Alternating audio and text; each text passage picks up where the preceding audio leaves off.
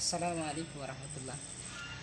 আলহামদুলিল্লাহ, দ্বিতীয়বারের মতো আবার আসছি গাঙ্গো হজরত রশিদ আহমদ গাঙ্গো রহমতুল্লাহ আলাইয়ের কবরে জিয়ারত করার জন্য।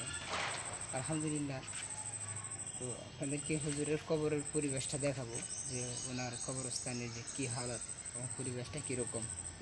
তো আরও 4টা কবরস্থানের মতো কিনা এটা দেখাবো ইনশাআল্লাহ। তো দেখেন কত সোজা সাজা জিন্দগি যাপন করছেন এবং বর্তমানেও কীরকম তাদের কবরস্থান।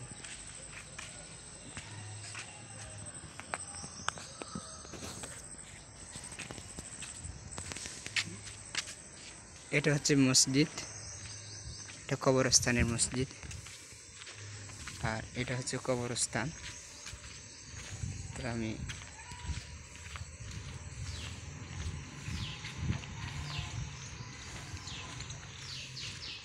পাশে এই বিল্ডিংটা হচ্ছে মাদ্রাসা, এটা আরশাদ মাদানী সাহেবের ছেলের মাদ্রাসা, এটা মাদানী মাদ্রাসা বলে নাম রাখা হয়েছে। তো এটা দেখেন এই হজরতের কবরস্থান, এটা হজরতের কবর, রশিদ আহমদ গাঙ্গো রহমতুল্লাহ আলাইয়ের কবর মুবারক। এই দেখেন হজরত মৌলানা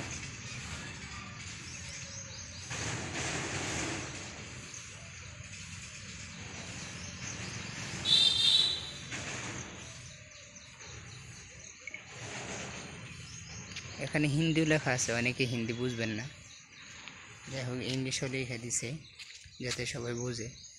তো ওখানে হজরত বড় করে নাম দেওয়া হজরত মৌলানা রশিদ আহমদ গাঙ্গোহী রহমতুল্লাহ আলাই।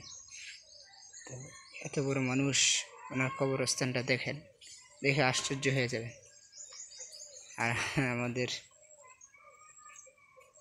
অন্য অন্য মুরব্বীদের কবরে যাইলে বোঝা যায় যে কবর না, এসে বসছে এটাই বড় ধরনের মাজারের মধ্যে, যে মাজারের ভিতরে আমাদের আলহামদুলিল্লাহ দেওবন্দি সিলসিলা যারা দেওবন্দি আলেম আছেন তাদের কবরস্থান এরকমই হয়। কাসিম রহমতুল্লাহ আলাইয়ের কবরের হালত এরকম, তো আনোয়ার শাহ কাশ্মীর রহমতুল্লাহ আলাইয়ের কবর এরকম। এই ধরনের আমাদের তৈয়ব সাহেব রহমতুল্লাহ আলাইয়ের কবর এরকম।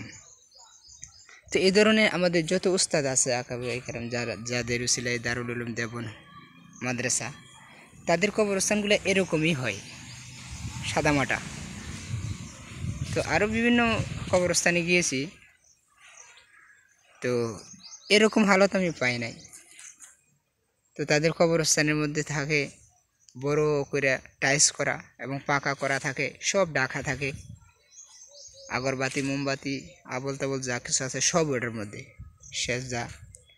তা আলহামদুলিল্লাহ, আমাদের মুরব্বীদের যে ধারাবাহিকতা, তাদের যে আমল ছিল, যেরকম এলিম ছিল আমল ছিল, সে অনুযায়ী তাদের কবরের হালত এরকমই সাদা সিটা। তো এখানকার মানুষেরা মানে এত উৎসাহী না যে তারা কবরে পাকা করে নিব, ওটার ভিতরে ব্যবসা করব, এই ধরনের কোনো মন মানসিকতা নাই।